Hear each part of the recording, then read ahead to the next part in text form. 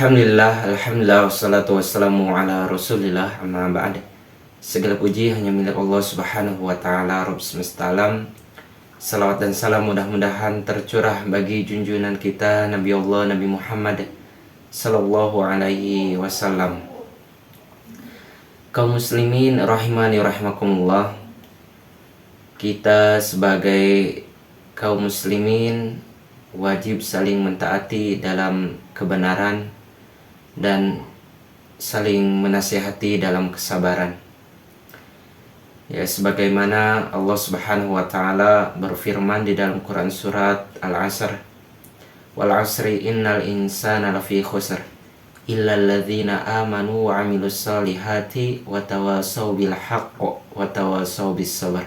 Demi masa sesungguhnya manusia berada dalam kerugian kecuali orang-orang yang beriman, yang beramal soleh, yang saling menasihati dalam kebenaran dan saling menasihati dalam kesabaran. Oleh karena itu, ya, kita tidak ada rasa benci kepada sesama muslim ketika kita mengingatkan atau menasihati agar kejadian-kejadian seperti ini tidak terus terulang. Apalagi yang melakukan adalah oknum anak kiai. Bahkan kasus pencabulan, ya, atau kasus-kasus seksual, ya, di pesantren urutan terdua menurut Komnas HAM perempuan. Ini sangat ironis, ya, terutama kepada pihak-pihak pengelola lembaga pesantren. Padahal lembaga pendidikan yang namanya pesantren identik dengan agama. Tetapi oknum-oknum yang tidak bertanggung jawab malah memanfaatkan kesempatan untuk melampiaskan hawa nafsunya. Banyak sekali kasus-kasus pencabulan, kekerasan seksual terjadi di lembaga pendidikan yang namanya pesantren. Ya, anak-anak kita yang seharusnya dididik mendapatkan ilmu agama malah menjadi mangsa predator. Nauzubillahi min dzalik.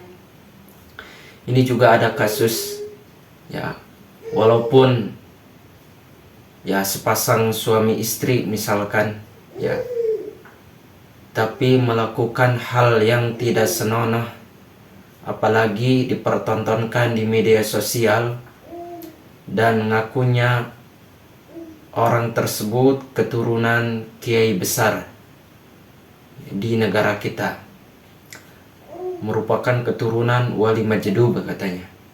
Tetapi hal-hal yang berkaitan dengan kemesraan, ya, kemesraan suami istri yang berhubungan dengan sesuatu hal yang intim tidak layak dipertontonkan, tidak boleh dipertontonkan kepada orang lain. Tapi masih banyak orang yang membela, padahal hal tersebut, ya, dikhawatirkan malah dimanfaatkan atau dicontoh oleh generasi, ya, anak muda-mudi kita yang belum menikah. Ya, hal kemesraan ini, ya, seharusnya disembunyikan, ya. Tidak boleh dipertontonkan kepada orang banyak walaupun statusnya misalnya sudah sah, ya. Kalau dipertontonkan, ini akan menjadi bumerang, bahkan menjadi sesuatu hal yang tidak bermanfaat sama sekali. Apa manfaatnya dari konten yang mempertontonkan kemesraan, bahkan mengusap atau meraba hal yang tidak sewajarnya dipertontonkan kepada khalayak umum? Dan efek dari video tersebut, kalau orang yang tidak bertanggung jawab, apalagi yang melihat muda-mudi, maka siapa yang akan bertanggung jawab terhadap kemaksiatan yang tidak dicontohkan saja? Kemaksiatan semakin hari semakin merajalela, apalagi ada contohnya, apalagi ada pamerannya. Pameran-pameran seperti ini seharusnya tidak boleh dipublikasikan, ya, apalagi ditonton oleh banyak orang. Nauzubillahi min dzalik. Khawatir anak muda-mudi kita, generasi muda-mudi kita menjadi lebih rusak, ya, dengan adanya konten-konten yang menurut kita konten yang tidak bermanfaat sama sekali, ya, konten yang malah merusak tatanan akhlak generasi kita. Bahkan bisa kita katakan konten yang berbau, ya, asusila. Walaupun dia misalnya sepasang suami istri yang sah dan juga sah-sah saja, tapi ada adabnya dan tata caranya. Gak boleh dipertontonkan kepada banyak orang. Apalagi di media sosial, siapapun bisa melihat. Mau kecil, mau tua, mau dewasa, mau bau tanah, ataupun yang lainnya, semua bisa melihat. Ya, khawatir, ya, siapa yang akan bertanggung jawab terhadap efek dari video tersebut? Kalau misalnya ada anak muda-mudi mencontoh, padahal dia sepasang yang tidak sah, yang belum ada ikatan, ya, ikatan suami istri, terus dicontoh, maka dikhawatirkan dia akan berbuat zina. Padahal Allah Subhanahu wa taala sudah melarang, ya, tentang perbuatan zina. Wala taqrabuz zina innahu kana fahisha wa sa'a sabila. Dan janganlah kamu atau kalian mendekati zina, karena perbuatan zina adalah perbuatan keji dan perbuatan yang paling buruk atau jalan yang paling buruk. Allah sudah larang jalannya saja, apalagi zinahnya. Mau dikemanakan pendidikan kita kalau anak pemuka agama kelakuannya seperti ini?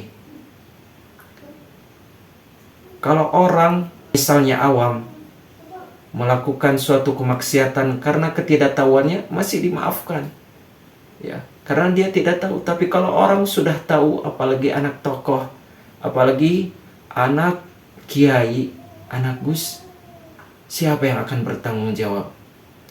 Saudara-saudaraku, tolonglah, ya, tolong, kalau membuat konten yang kiranya berbau-bau asusila atau, ya, tentang kemesraan suami istri, tolong jangan diumbar, karena ini aib bagi generasi kita. Semoga Allah Subhanahu wa taala menjaga keturunan kita, menjaga anak didik kita, menjaga kita semua dari kemaksiatan dan murka Allah Subhanahu wa taala. Mengenal sosok Rali Lur, sufi dari Bangkalan Madura. Ini Rali Lurnya ini, teman-teman. Dan mungkin tadi yang perempuan tuh ini, ya, ini perempuannya dan ini cucunya, mungkin yang ini mungkin, karena saya tidak hafal wajahnya. Kita perhatikan apa yang diusung narasinya tentang Rali Lur. Rali Lur salah satu sosok ulama Madura yang beda. Nah, perhatikan kalau sudah disebut beda. Kalau kata orang Madura dulu tuh helap. Helap ini ditujukan kepada orang Majeduk, teman-teman. Ajaran hidupnya mewariskan nilai-nilai spiritual yang luhur di tengah gempuran kapitalisme dan hedonisme. Dalam pribadi Rali Lur mengalir darah ulama besar Madura, Syekhona Kiai Haji Muhammad Khalil Banggalan. Rali Lur memiliki nama lengkap Kiai Haji Khalilur Rahman. Beliau wafat pada hari Selasa sekitar pukul 22 WIB.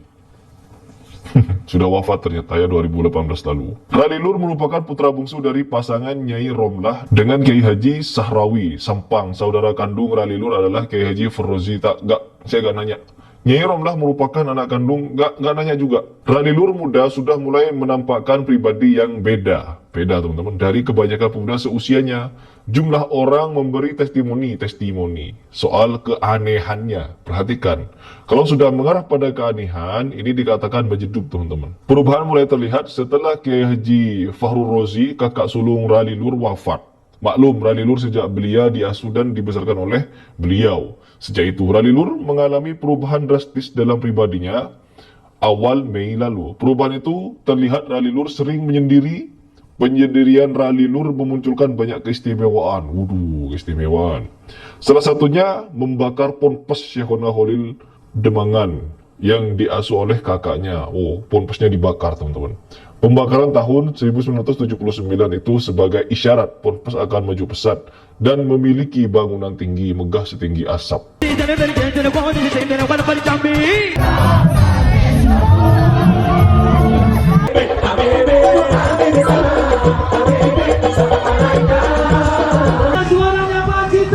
Bisa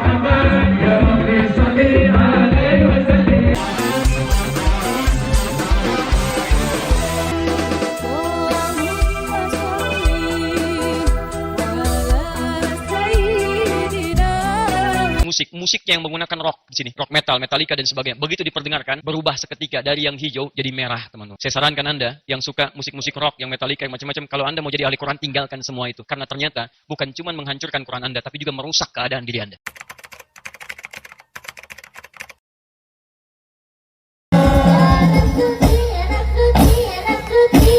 ini Serina Hanifah ya, Iya. cocok buatan Beb. Cocok. Omongin no, cepet. Untuk orang haji paling tidak karo kuburan kan. Tak kan sih. Suarane enaknya kayak ngomong. Apa meneh disahane iya. Ayo, Mbak. Kula polos lho Gus. Oh, alah rupamu kayak ngono polos. Api. Tapi santai, dia emang polos. Cowok itu memang suka dengan cewek yang polos. Baik polos pikirannya maupun polos busananya. Iyalah bener. Selamat ngomong polos. Ayo dong.